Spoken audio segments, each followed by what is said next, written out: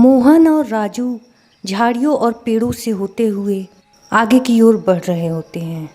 अरे राजू भाई, ये जंगल तो कितना घना है, कितना डरावना सा है। मुझे तो बहुत डर लग रहा है।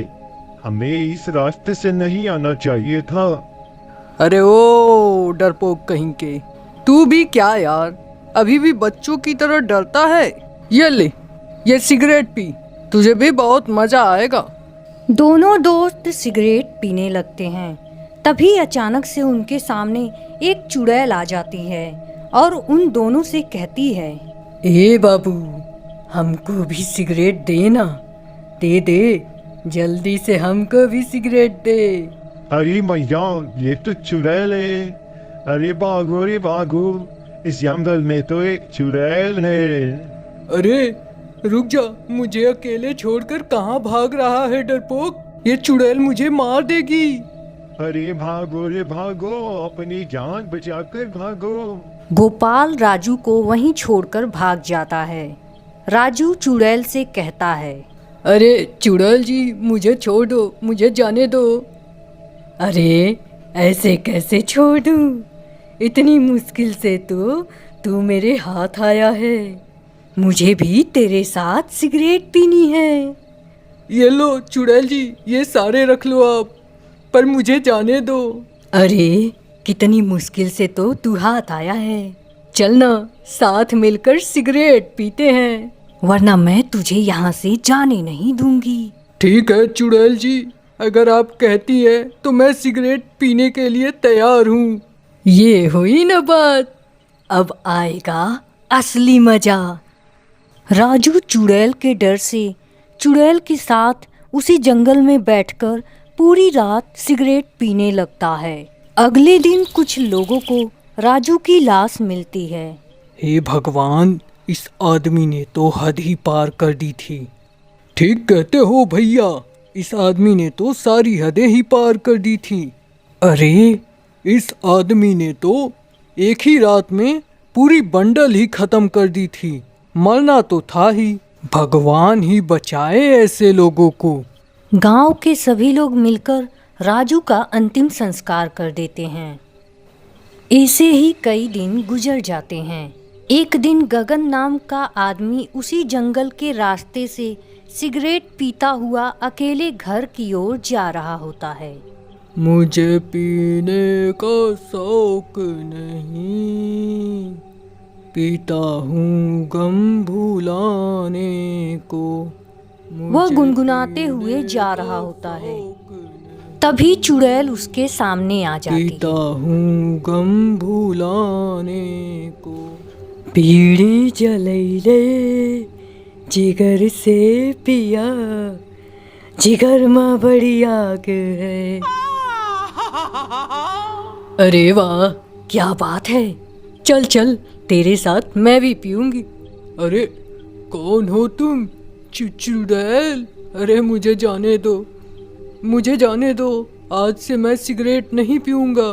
अरे ऐसे कैसे नहीं पिएगा, सिगरेट तो तुझे पीना ही पड़ेगा, पर अकेले नहीं, मेरे साथ, वरना तुझे यहाँ से जाने नहीं दूंगी।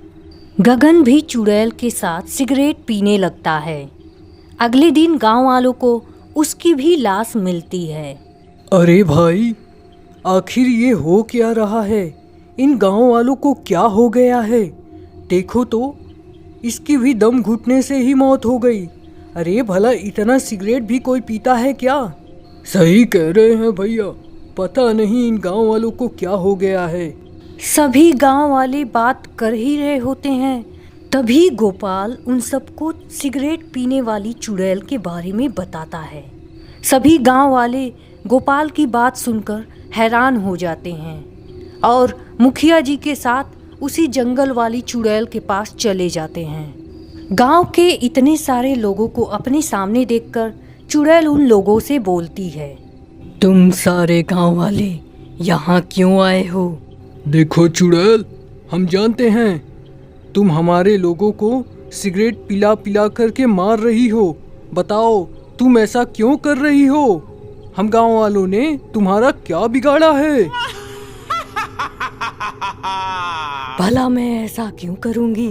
हाँ, मुझे तो बस सिगरेट पीने की लत है और जो कोई भी यहाँ सिगरेट पीता हुआ जाता है मैं भी उसके साथ थोड़ी सी सिगरेट पी लेती हूँ। अब इससे लोग मर जाएं तो मैं क्या कर सकती हूँ? देखो चुड़ैल, ये तुम ठीक नहीं कर रही हो। भला कोई चुड़ैल भी सिगरेट पीती है? आखिर तुम हम लोगों को जीने क्यों नहीं दे रही हो? मेरी भी सिगरेट पीने की बहुत आदत थी। मैं भी रोज रात रात भर बैठकर सिगरेट पिया करती थी और एक दिन सिगरेट पीते पीते मुझे दिल का दौरा पड़ा और मैं मर गई।